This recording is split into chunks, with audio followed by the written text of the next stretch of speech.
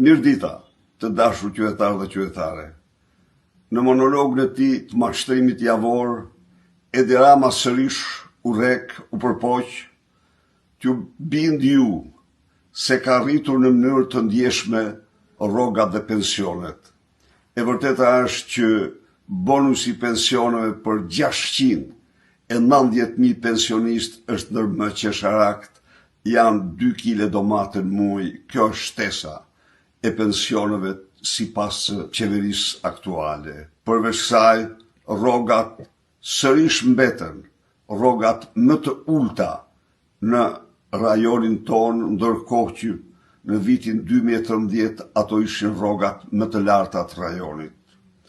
Sot, ai paraqiti si një sukses të madh konventin e diasporës, në këtë rast duke përshëndetur të gjithë shqiptarët e diasporës kudo që janë, edhe ata që vinë në këtë konvent, por u theksoj se mikpritësi juaj është një nga armiqt më të egër të kombit shqiptar, të ekzistencës së tij, jo në dekada, por dhe më shumë.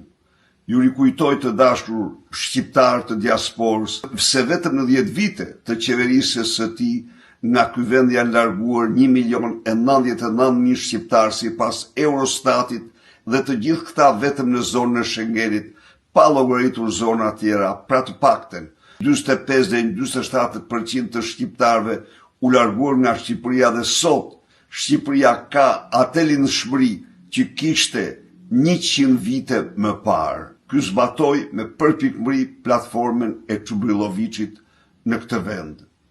Së fundi, foli për raportet Bashkimit Evropian, sërish mashtroi. E vërteta është që i barë, pas 5 diskutimesh në forumin përkatës të Bashkimit Evropian, nuk u miratuar për shkak të bllokimit që Edi Rama i bëri arrestimit Lubi Ballukut për të mbrojtur veten e tij, dhe për shkak të bllokimit të hetimeve që janë bërë për Akshin për të mbrojtur bashkëshorten e tij dhe rrethin e tij familjar. Pra, mund të themi se seriali i mashtrimeve të kësaj jave nuk ndryshonte nga tjerët, po kështu foli për investimet e huaja 1.6 miliard euro.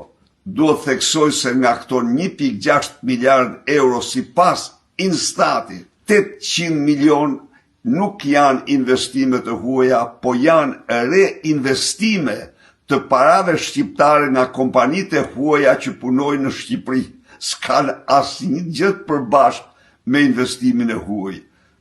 Resti që është, 30% e tyre janë blerje nga shqiptarët të apartamenteve në Shqipëri, kurse 18% mbeten gjithsejt apo rreth më pak se 300 milion euro janë investimet direkte, pra investimet e vërteta direkte në Shqipëri kanë rënë në nivelet e viteve 2004-2005 dhe janë ndër më të ultat e kohës.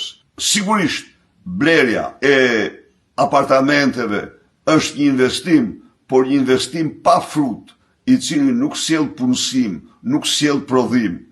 Kështu që edhe në këtë rast duhet të shtoj, prodhimi industrial është recesion, prodhimi bujqësor është recesion, eksportet kanë rënje dramatike, ekonomia rritja me të cilin ra gjoksin Edi Rama është i rritje që diktohet tërësisht nga taksat e larta dhe numri i madh i rrogtarëve në borderot e shtetit.